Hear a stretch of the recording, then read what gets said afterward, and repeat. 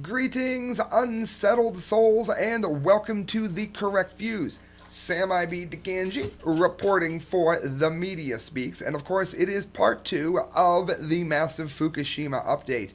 Low def people, if the screen just got blotted out. That is posted for live viewers and it goes on my channel. If you want a nice, clean, high def version, then just give it a minute to load. And you guys, who I'm pointing at now, that's the high def camera that has the same show in ultra awesome uber quality. Friends, we're going to get right into it. It's some of the most important news that there is today. And you guys, thankfully, have been sharing this information and trusting me to give it to you. And as always, I will find you the most factual, up-to-date Fukushima information that I possibly can. ENEnews.com. Food products heavily contaminated by Fukushima found in the United States. Over 30,000 PCI per kilogram of cesium, which has been known to lead to heart disease and cancers, particularly thyroid. Also had cobalt-60 and antimony-124. The FDA, we found no Fukushima contamination in the food supply during routine monitoring. I have been saying all along that Obama has dropped the ball on this in the biggest way.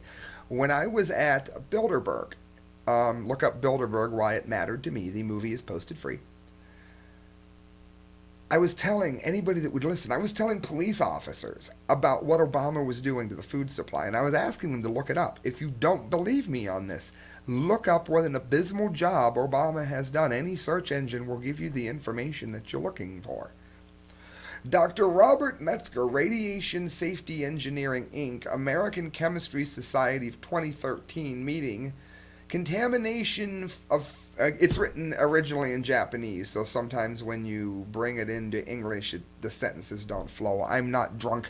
Contamination of food imports to the United States in the early days after Fukushima accident. Contaminated food imports into the U.S. from Japan were first observed in our laboratory on March 30th, 2011, with several products exceeding the FDA-derived intervention level of cesium and iodine.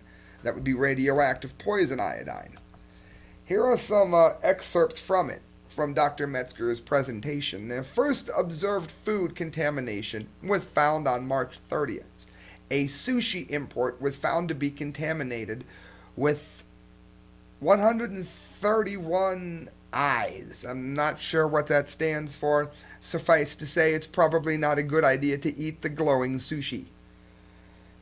April 5th, a shipment of koji powder was heavily contaminated with cobalt-60, 124SB, and 131I.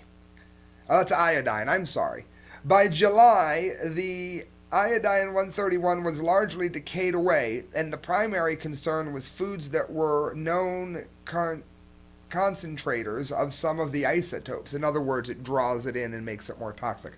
The sample of the dried green tea leaves below has cesium concentrations of 1/3 that of the FDA DIL, which would be approximately 400 becquerels per kilogram. A becquerel, once again, is one nuclear reaction going off inside of your body that can give you cancer at any time. It can lead to any number of illnesses your whole life. By July, the impact of the water releases were observed in harvests of seaweed. The sample tested is about 1/3 the FDA DIL for cesium, which is also approximately 400 becquerels. Don't eat seaweed. How do you get around it? Take selenium. I take selenium every single day because I can't eat seaweed to get it. Published results indicate that the FDA found little to no observable contamination. There are several possible explanations. We were testing samples from the accident was still in progress, and therefore saw problems before the FDA started testing seriously. Imported food products, it says, contaminated with fission products were detected starting in late March. Conscientious importers tested their imported foods and destroyed any food that was found to be contaminated, even at levels that were below the FDA DIL, which of course we've gone over on this show nonstop is way too high. Look up Dr. Chris Busby. There is no safe level of radiation. FDA, May 3rd, 2011, and this is going back in time. Listen to what a terrible job they did. They're as bad as the CDC with the Ebola mess. FDA has not detected any longer-lived radionuclides such as cesium-137 in any fish imported from Japan. They completely missed it and fed it to you. FDA is performing field examinations on approximately 40% of all seafood products. It says that there were no examinations have shown levels of background dangerous gamma ray emitting radiation. In other words, they were only testing for one kind of radiation, the kind that they knew most likely wasn't going to show up. There are three kinds of radiation. Longtime viewers, we've gone over that too. FDA March 2014 found no evidence of Fukushima radionuclides in the U.S. food supply at levels that would pose a public health concern. And yet we've picked up repeatedly how many different times the levels that they have given have proven scientifically to be detrimental to your health. So, I mean, that's how it affects us here in the States. Let's go to the Burgundy blog. This is on spiderbomb.com. Nuclear kitty litter. This is a short one. In February, there was quite a serious radiation leak at the Waste Isolation Pilot Program. It's called WIP, and it's in New Mexico, the desert. WIP, which is in the USA for you Usher fans, was supposed to be the long-term repository for America's nuclear waste, most of which is left over from the manufacture of weapons of mass destruction.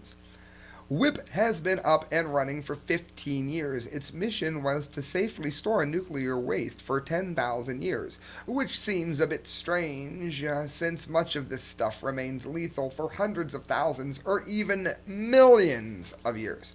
So you know, people 10,000 years from now will just be screwed.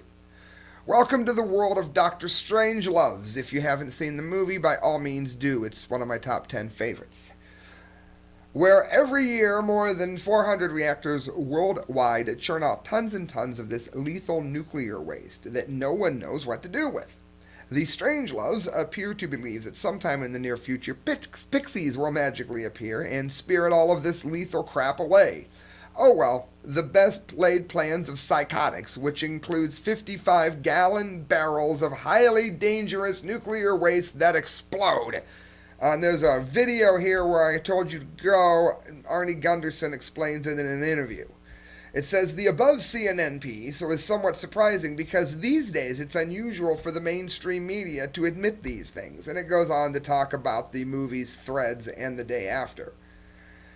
It says younger generations might think that it's all an ancient history. It's not because of the World War III hasn't happened like those old movies said. The Dr. Strangeloves and the madness continues right to the present day, with exploding barrels of nuclear waste in New Mexico and at the Fukushima. The cancer pandemic brought about by the release of these lethal man-made radionuclides into the environment. Listen to this. Probably will kill more people than over the decades than if there had been an all-out nuclear war. Did you hear that? Don't zone out, that's why I do these shows. Listen to this. The cancer pandemic brought about by the release of these lethal man-made radionuclides, to reiterate, into the environment probably has and will kill people, more people, over the decades than if there had been an all-out nuclear war. At the start of this year, the World Health Organization released a report which stated that over the coming 20 years, cancer rates worldwide will increase by a staggering 70%. Now keep in mind, the cancer rate can be proven to go up in tandem with nuclear testing and nuclear power plants. Look up the work of Chris Busby, Helen Caldicott, Lauren Murray, Kevin Blanche can give you the exact numbers on this. This means that in the coming decades, about 8 out of every 10 people will get cancer. Doesn't that seem a bit strange to you? The experts get wheeled out and tell us that the cancer pandemic is due to this and due to that. It's due to everything except man-made radionuclides, which are now awash in our environment and are one of the few scientifically proven carcinogens. That's how demented some members of the human race are. So there you go, people. There are the facts that cannot be argued by all of you people that somehow think that because you can't see it and taste it, it's no harm. It is the main reason for sickness and disease in the northern hemisphere. That is fact. All right, guys, this is from K5King5.com. Workers in danger at Hanford, according to experts. A draft report obtained by King 5 investigators paints a damning picture of workers' safety protocols at the Hanford site in southeastern Washington, debunking claims made by the government and a private contractor that workers were not being exposed to toxic chemicals on the job. They were. Written by top experts in the fields of toxicology and worker safety, the 147-page assessment condemns the system put in place to protect workers from dangerous releases of chemical vapors that occur around Hanford's tank farms. That's where 56 million gallons of the deadliest substances on Earth are stored in underground tanks. The report was prepared after a series of incidents starting last March. It sent dozens of Hanford workers to medical facilities, some suffering from acute respiratory and other health problems. Costing at least $2 million, the report was paid for by the U.S. Department of Energy, which owns Hanford, and the private contractor in charge of the tank firm. So in other words, the hens guarding the sheep's guarding the hen's house. The current site programs and processes cannot effectively control, mitigate, respond to, and communicate about tank vapor emissions, the experts conclude in the report. The ongoing emission of known toxic tank vapors is consistent with the provision of the safe and healthful workplace free of recognized hazards. That contradicts statements by the Department of Energy and WRPS officials. The report's authors state that even short, acute exposures can lead to devastating consequences. The evidence strongly suggests that vapor exposures cause adverse health effects, including significant organ damage. It says a broken safety system. Since March 19th, nearly 60 Hanford workers have reported symptoms after inhaling unknown chemical vapors. Months after the exposure, some of the workers are still sick and undergoing medical treatments for their symptoms, which include difficulty breathing, headaches, memory loss, and shaking. So basically their lives have been destroyed thanks to Hanford. The King 5 investigators exposed this string of chemical vapor exposures at the site, as well as glaring holes in Hanford's program to protect workers from known hazards of toxic chemicals in the workplace. The problems revealed include not protecting workers with appropriate safety gear, ignoring expert advice gathered over decades on how to make the work site safer, and deceiving employees on the severity of the chemical exposures. Some findings include Hanford managers are in denial over the enormity of the vapor problem. They're lying just like they did about Fukushima and 3 Mile Island. Small bursts of chemical exposures can cause adverse effects, including organ damage. Yeah, of course. Workers are being exposed to chemical concentrations above the acceptable occupational levels, and as we've already said, those levels were already deadly. The federal government's contractor is in violation of federal regulations that require a workplace free of hazards, illness, or death. Well, that's not much to ask. WRPS is using flawed science to measure how serious the exposures are to employees, or we've gone over how they do that in our Ebola updates. The site has inadequate vapor monitoring systems, and WRPS nor the Department of Energy know exactly what chemicals the employees are inhaling when exposed to tank emissions. Of course, the bosses say that there's absolutely no problem. They are going to be sued blind for this, as they should be. I mean, what I've just read to you is the destruction of people's lives. We do have smells in the tank farms that cause irritation, said Fletcher. They use ammonia in the medical field for a reason, because it creates a mild acid and creates irritation. If you've ever done one of those ammonia capsules near you, you don't want to do it twice because it's a quick wake up. Friends, all things nuclear need to go. And this idea that we can somehow house these deadly nuclear elements and these chemical elements safely is we need to not make them. That's what we need to do. And to do anything else, as I've just pointed out to you, scientifically proven to kill us. Friends, you're listening to The Correct Views. Don't go anywhere. We got 3 left, including the Dumdy of the day. I just want to remind you to check out the Arcadia Grill, because the Arcadia Grill will give you some of the best food that you have ever eaten. You can find them on Court Avenue, and it's in Canton. If you're anywhere near Canton, Ohio at all, make the drive over and be delighted that you did. Also, friends, support Neopa Radio. Neopa Radio will be syndicating The Correct Views, and that will bring it to a much larger base here in Canton, Ohio, where this show is based at. They also are going to be running music. It's good music. To say that's not Drake, it's not Beyonce, it's not Nickelback. How's that? Neopa Radio. Look them up. All right, guys, TheGuardian.com. Russia snubs nuclear security meeting. This is incredibly bad news. Look up Mavec. Look up Chernobyl. Russia has a terrible history. Look up the documentary movie that Harrison Ford is in about their nuclear sub. Kyle don't know what it's called. The name escapes me, but it's excellent.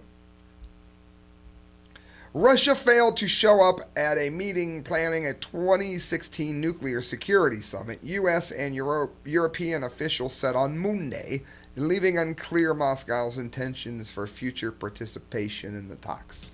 So basically, the Obama policies have led to the downfall of everything that Nixon and to a larger degree Reagan did to tear down the Cold War. Having said that, Putin is a dreadful person. Just because Obama is a dreadful person doesn't mean that Putin isn't. He's a terrible person. He has been flying planes all over Europe, which is could very easily spark World War III. Well, now he doesn't want to talk about nuclear. He doesn't want to be at the nuclear summit talks. More problems. The officials were unaware whether Russia meant to boycott the summit itself or was staging a temporary show of displeasure over Western condemnation and sanctions for its role in the unrest in the Ukraine. The U.S. has been a huge reason for the unrest there, well, so has Russia. 2 dreadful leaders. 3 or 4 planning meetings are scheduled before the spring of 2016 when the summit is tentatively set to open. With Russia one of the world's 5 formally recognized nuclear power, its input is crucial to setting an agenda. In 2010, Barack Obama initiated a series of summits aimed at preventing terrorists from getting their hands on weapons-grade nuclear material. Meanwhile, he's been selling our weapons and giving our weapons to moderates, who, as we've proven here, you can look it up, have been selling it and giving it away to the highest bidder with ISIS. But, they won't get nuclear material. We'll just give them everything else. Since then, the number of countries thought to have enough material to build a nuclear weapon has fallen from 39 to 25. And then you've got, lunatics like North Korea and Iran that still think it's a good idea. At the last summit this year at The Hague, 35 countries pledged to turn international guidelines on nuclear security into national laws and allow independent scrutiny of their procedures for protecting their nuclear installations, which they shouldn't have. The summit also featured new reduction commitments with Japan, Italy, and Belgium agreeing to cut their stocks of highly enriched uranium and plutonium. Japan, between us nuking them and them nuking themselves, I don't know who is glowing more, them or Russia, due to the way they've nuked themselves. At the same time, there were setbacks. Russia was notably absent from the 35-nation agreement, along with China. Yeah, they're nice and peaceful. They've only put pictures up on display of nuclear mushrooms going off over our country. India and Pakistan, 2 of the most unstable countries with nuclear weapons in the region, with no mutual respect for each other at all. Pakistan is, of course, the main aggressor there, but that isn't to say that India is without its sin. And it says all nations with nuclear weapons. Officials said that with one exception of Russia, all 54 countries that participated in this year's March summit attended the preparatory meeting in Washington. I need another drink. Patrick Ventrell, a spokesman for the National Security Council at the White House, said the U.S. regretted the Russian absence. I bet they did. As far as the U.S. is concerned, the door remains open for joining such meetings. So, yeah, they don't know if Russia just happened to miss it on accident and not tell anybody. They really did plan to attend. Who believes that spin? Nuclear analyst Kenneth Luongo said that even if Moscow did show up in 2016, its boycott of planning meetings reflects horribly on Russian priorities. Yeah, well, Putin, again, he's not to be trusted any more than Obama is. Friends, the japantimes.co.jp, TEPCO removes all spent fuel rods from a nuclear reactor 4 pool. This is wonderful news. If there is to be wonderful news at all, then regarding Fukushima, this would be it. Tokyo Electric Power Company, which is TEPCO, which is GE, which is where you should never have your money in stocks or mutual funds, said Wednesday that it had finished removing all used fuel from the storage pool in the Reactor 4 building, leaving only less risky unused material in the pool. Less risky. But dismantling the entire facility still has to overcome the high levels of radioactive substances being emitted by reactors 1, 2, and 3, which suffered meltdowns, might I add melt-throughs and melt-outs, in the wake of the catastrophic tsunami and earthquake in March of 2011. And again, much of the meltdowns, not all of the reactors, but some of the reactors began melting down when the earthquake hit before the tsunami hit. Why does that matter? Because the plants all over the world could be in trouble if an earthquake is causing a meltdown. And it did. A total of 1,331 spent fuel rod assemblies have now been moved out of the number 4 building to more stable conditions in a different building. The number 4 spent fuel pool is on the top floor of the building, which is an awful idea, and it was rocked by a hydrogen explosion early in the crisis. That would be a nuclear hydrogen explosion. TEPCO has been removing fuel from the pool since last November, starting with 22 of the 202 unused fuel assemblies that were stored there. That could have been catastrophic. The removed fuel includes 3 damaged spent fuel assemblies that were in the pool prior to the nuclear disaster. The remaining 180 unused fuel assemblies are expected to be taken out by the end of the year, TEPCO said. The process takes place underwater, with the fuel assemblies being placed one by one into a transport container.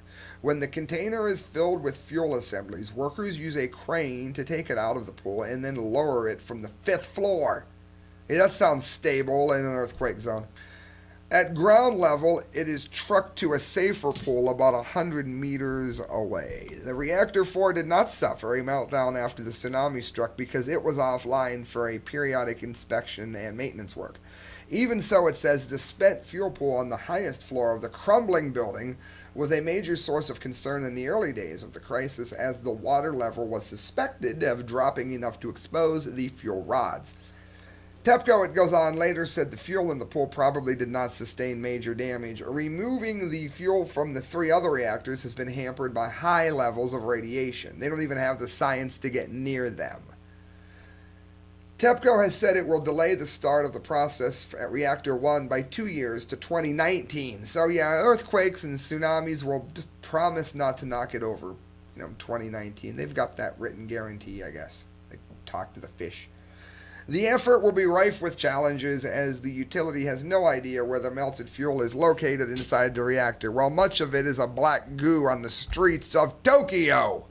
Guys, that brings us to the dum-dee of the day. We're going to have the Dunce Cap of the Month Award being recorded Thursday. Regular viewers know that the Dunce Cap of the Month Award goes out once a month. Can't always get to everyone, so we have the Dum-Dee of the day. Well, Fukushima update is no exception. This is from the telegraph.co.uk. Mystery drones breach airspace above French nuclear sites. The more I read this, the absolute dumber the French nuclear industry is on this. It's by Henry Samuel in Paris. Unidentified drones big enough to carry explosives have flown over as many as 7 nuclear power plants around France in the past 3 weeks. It has emerged. It'd be worse than what Hitler did to them. Électricité de France, the state-owned operator of France's 58 nuclear reactors across 19 sites, has filed a legal complaint against persons unknown following the flights over 7 sites, sparking fears that the country's reactors are unsafe from airborne attack. None of the drones were intercepted, and their origins remain a mystery. In other words, they don't know where they came from, they weren't able to stop them, and if they had weaponry, you would be hosed in Paris right now. It is forbidden to enter airspace within a 5-kilometer perimeter around nuclear sites or to fly over them at an altitude below 1,000 meters. Of course, that just means nobody will do it. If you make guns illegal, then guns will go away. It worked for drugs, didn't it? Well, now it seems to be working for drone airspaces. October 5th, it says, a drone flew over the nuclear power plant at Creys-Malville in Isère, southern France. This was followed by airspace incursions in Gravelines in the north, Cattenom in eastern Mosul, La Blaise in the western Gironde area, Bourget in eastern central, Chouz in northeastern Ardennes, and Nogent-sur-Seine, southeast France. So basically, the entire French security system in terms of nuclear awareness and protection is worthless. In one case, on October 19th, drones were flown at the same time over several sites hundreds of miles apart, so they could have blown up more than one at a time, which would have created a problem in Europe probably unprecedented. Did you hear that? At least one of the unmanned aircraft was big enough to carry a bomb, experts said. We're not talking about just one type of drone identified, but several, a nuclear expert told Le Parisien. So it's very likely that somebody was testing it to see if they could do it, to get the best working drone. Some were only a few dozen centimeters long with a very short range of several hundred meters at most. Spying! But they don't mention that. No, that couldn't have been an option. So you'd need to be very close to the reactor, but others, and this is much more worryingly, were far bigger, perhaps 2 meters long, so significantly big enough to carry an explosive charge, the expert said. The flights took place at night or early morning. Another source told the paper that other sites, including a military nuclear location and one operated by Areva, a state-run nuclear company, were also targeted. Areva is the one who made the water filtering thing that's kind of works in Fukushima. EDF sought to play down the safety implications of the blatant security breach, saying, listen to what I think it's the dumb of the day. We have no fear concerning a drone flying over our installations. These objects are not capable of damaging anything if they fall, nor is any object that they might drop. No, not at all. Absolutely not. You can just go blowing things up by reactors. You're not going to hit one of the water mains and release nuclear water all over the place. Nah. Bonehead! The French Air Force is tasked with protecting nuclear plants, which are designed to withstand a hit by an airliner. The military source added the idea that it is a reconnaissance in preparation for a terrorist act is not one that we consider most likely. Rather, we think it's a communication operation. Yeah, because anything else would prove how incompetent you are. Greenpeace, the environmental group, has often drawn attention to security risks in French nuclear plants, and in 2012 flew over a reactor on a microlight, filming the operation with a drone. Oh yeah, so it happened then in 2012. We're so much better off today in 2014, clearly. It practically was in a steampunk plane and was able to make it. However, it categorically denied any involvement. Greenpeace did not do it this time. The group said it had received proof that drones also flew over 2 other sites, Tricastin in southeastern Drôme area and Fiesenheim in Haut-Rhin. I don't know. I don't speak French. According to Le Passion, the EDF has created a working group with gendarmes to work out how to tackle such intrusions. France has the second largest nuclear fleet after the United States, and its nuclear plants produce 75% of its electricity, the highest proportion of any country in the world. That is how you risk poisoning all of Europe, by building a stupid-ass nuclear power plant, which you should never do. That's the dumb D of the day.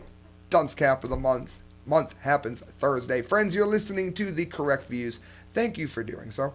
Please look up the work of Kyle Court, D. Lake, and myself on The Media Speaks, and make sure you look up the work of Mike McLaughlin, who is really doing some of the best writing extant today. Go to Facebook, look up Mike McLaughlin, and tell him you want to read some of his stories. You will be delighted that you did. Good night, friends. God bless, and please donate at thecorrectviews@hotmail.com because every penny you give to me goes towards a better show.